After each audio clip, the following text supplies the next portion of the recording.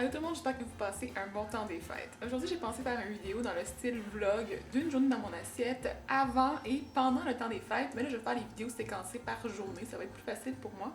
Donc aujourd'hui, on est le 23 et je vais commencer ma première journée. Je sais pas à quoi ça va avoir l'air, j'espère que ce ne sera pas trop laid l'éclairage, mais en tout cas, je vais faire mon possible pour vous montrer des images assez intéressantes de ce que je mange dans une journée avant le temps des fêtes.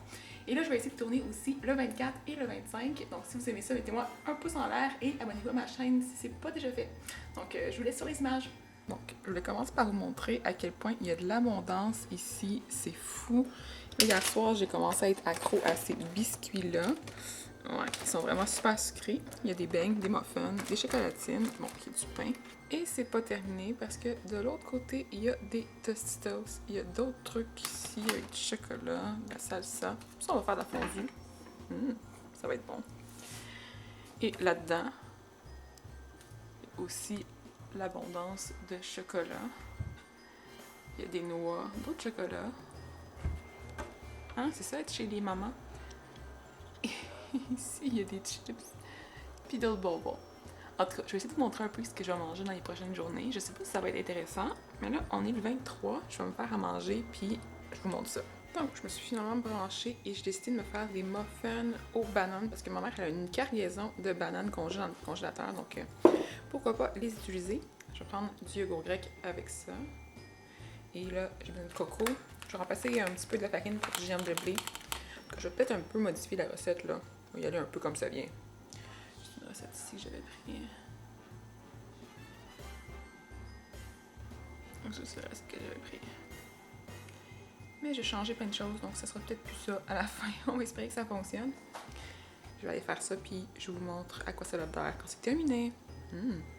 Donc, voici un peu à quoi ça avait l'air quand j'ai préparé la recette. Donc, c'est pas vraiment évident de vous montrer toutes les étapes aussi détaillées que dans mes journées dans mon assiette traditionnelle, mais là, je vous montre un peu plus rapido presto. Et là, j'ai décidé d'utiliser le beurre de peanut avec une arôme de cannelle ainsi que du granola et des raisins secs à l'intérieur. C'est vraiment pas une option vraiment très très santé, mais je trouvais ça super le fun comme goût, donc je me suis dit ça pourrait être le fun. Et là, on peut voir sur les images le moment le plus intéressant de la recette, qui se trouve être le moment où j'ai pu manger tout ce qui est resté dans les bols.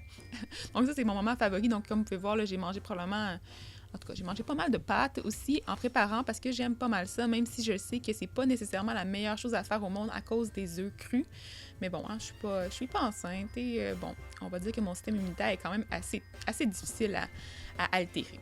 Donc, j'ai bu plein d'eau aussi pendant ce temps-là. Donc, moi, les verres d'eau, j'en bois des tonnes dans la journée. Et j'ai aussi grignoté des petits fruits, donc des fraises, des bleuets.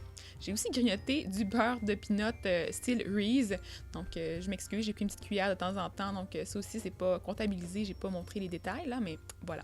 Et là, on peut me voir en train de préparer une espèce de garniture avec du yogourt, de la poudre de protéines, de la cannelle, un petit peu de sirop d'érable. Et ça, j'aime vraiment ça, mettre mes muffins là-dedans. Donc, ça les humidifie un peu plus.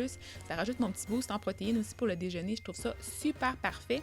J'en mange tellement souvent de ça, là, c'est comme un classique chez moi. Des fois, je l'aromatise avec d'autres choses. Des fois, ça peut être aussi de la vanille ou je mets un petit peu de poudre de cacao là-dedans. Ça me fait une espèce de petite mousse au chocolat, une petite mousse à la vanille ou à la cannelle comme sur les images.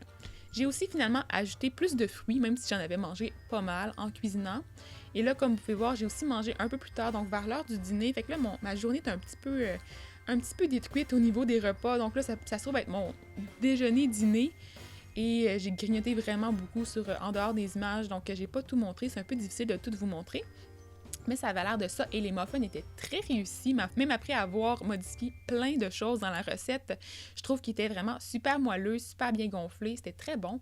Et là, j'ai pris un moment pour poster des publications sur mon Facebook. Donc, ensuite, j'ai été magasiner dans l'après-midi. Donc, on n'a comme pas vraiment eu le temps de manger un vrai repas. En arrivant, j'avais vraiment faim. Donc, j'ai commencé à grignoter un petit peu de fromage comme ça en me préparant à souper. Pour le souper, moi, j'aime pas tellement manger du spaghetti avec les pâtes. Je sais pas pourquoi, je trippe pas sur les pâtes, donc j'ai une façon particulière de manger mon spaghetti. Je vais mettre la sauce sur des champignons et là, je vais faire chauffer le tout avec du fromage parce que, vous le savez, je trippe littéralement sur le fromage. Donc, j'ai ajouté un peu plus de crottes de fromage sur le dessus. Et j'ai remis encore d'autres fromages, donc c'est du Gouda que j'ai décidé de remettre encore sur le dessus. Et là, pour terminer le repas, évidemment, ça prend aussi des glucides complexes. Donc, j'ai mangé ça avec du pain. Je pense que j'ai mangé au moins une tranche et peut-être et demie de pain même peut-être 2 tranches, en tout cas, je suis pas très, très certaine. Et j'ai bu ça avec de l'eau. Je pense que c'était de l'eau pétillante. Je l'ai pas vraiment montré, mais là, je bois vraiment beaucoup d'eau pétillante aussi. Donc, j'aime vraiment ça, faire ça avec des champignons parce que ça fait un petit bouillon, justement, de champignons, donc le petit liquide. Et ma sauce fait comme une espèce de petite soupe au fond. J'aime tellement ça, le goût que ça donne. Ensuite, les petites gâteries, parce que là, c'est le temps des fêtes. Et là, il y avait du chocolat blanc à la noix de coco qui était à rabais. Donc, je voulais vraiment tester ça. Je l'avoue, c'est vraiment pas très santé, mais je suis une fan de chocolat blanc. Je tripe littéralement là-dessus. Ça goûte tellement sucré, justement, mais je suis tellement une bébête à sucre dans la vie, donc j'ai goûté à ça. J'en ai mangé, je pense, un petit morceau. Et vraiment, c'était super bon.